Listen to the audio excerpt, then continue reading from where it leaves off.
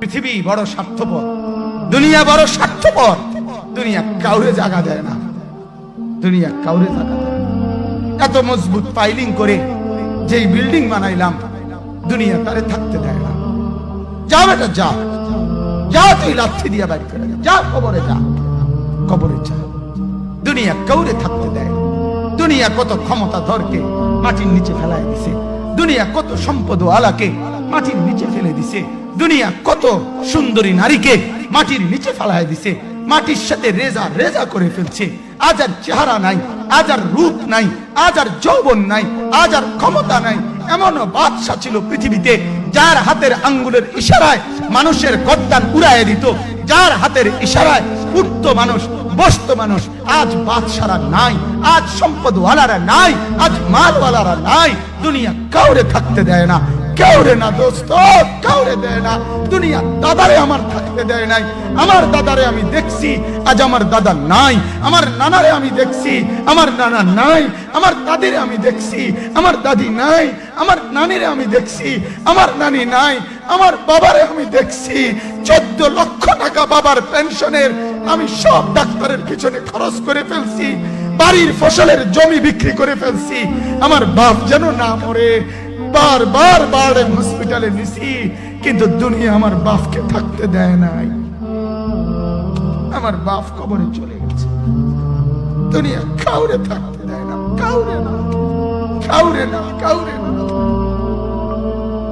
কাউরে না। আমার বাপ দুনিয়া কাউরে থাকতে দেয় না। তুমি থাকবা না, তুমি থাকবা না। দুনিয়ার ধোকায় পড়ো না বাপ, দুনিয়ার ধোকায় পড়ো না। মাকে বুঝান, আজ মারা বেসামাল হয়ে গেছে, আজ বোনেরা বেসামাল হয়ে গেছে, বেপরদার উৎসব তুলে দিছে। এটা যেন আল্লাহর সাথে যুদ্ধ করছে।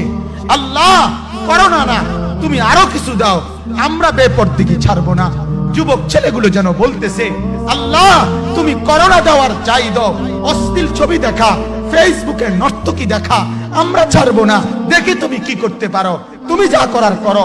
দোকানদার ব্যবসায়ীরা হারামের লেনদেন করা বন্ধ করছে না, সুদখোর সুদ ছাড়ছে না, ঘুষখোর ঘুষ ছাড়ছে না, নাফরমান আর জিনাকার ব্যভিচারী এরা কেউ কিছু ছাড়ছে না। বেহায়ার বেপর্দা নারী তার অশ্লীলতার বেহায়াপনা ছাড়ছে না। মুসলমান তার ঘরে টেলিভিশনের নর্তকীর আওয়াজ তো বন্ধ করছে না। হায় করোনা কিভাবে যাবে, আযাব কিভাবে যাবে বলেন, বলেন, বলেন আপনারা। আমার বাপ ফেরাউনের উপরে তো আযাব এতদিন ছিল না, নমরুদের উপরে আযাব এতদিন ছিল না, সাদ্দাদের উপরে আযাব এতদিন ছিল না, কারুনের উপরে আযাব এতদিন ছিল না, লূত আলাইহিস সালামের কওমের উপরে আযাব এতদিন ছিল না, হুদ আলাইহিস সালামের কওমের উপরে আযাব এতদিন ছিল না, নূহ আলাইহিস সালামের কওমের উপরে এতদিন আযাব ছিল না। আজ আমরা মালিককে এই পরিমাণ নারাজ করছি, মালিক এত বেশি নারাজ। আজ 1 বছর হয়ে গেছে, 1 বছরের চাইতে বেশি হয়ে গেছে, কই করোনার মহামারীর আযাব তো যাচ্ছে না, গেছে গা বলে।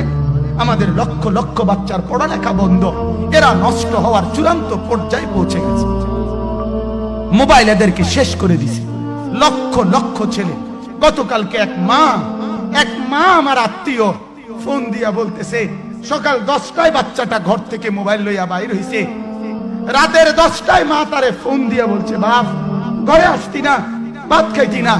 বাচ্চা তারে বলতেছে, তোমার অসুবিধা কি, তোমার সমস্যা কি? মা এই কথা বইলা কায়দা দিছে যে শোনেন হুজুর কদ্দুর দোয়া করো।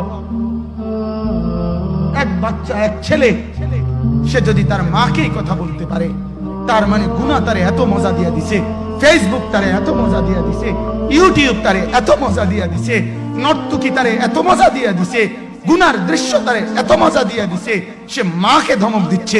রাত 10টা বাজলে কি হইছে, রাতের 3টা পর্যন্ত দেখলে তোমার সমস্যা কি? আমার আখিরাত আমি নষ্ট করলে তোমার অসুবিধা কি? আমার জাহান্নাম আমি ঠিক করে নিলে তোমার সমস্যা কি?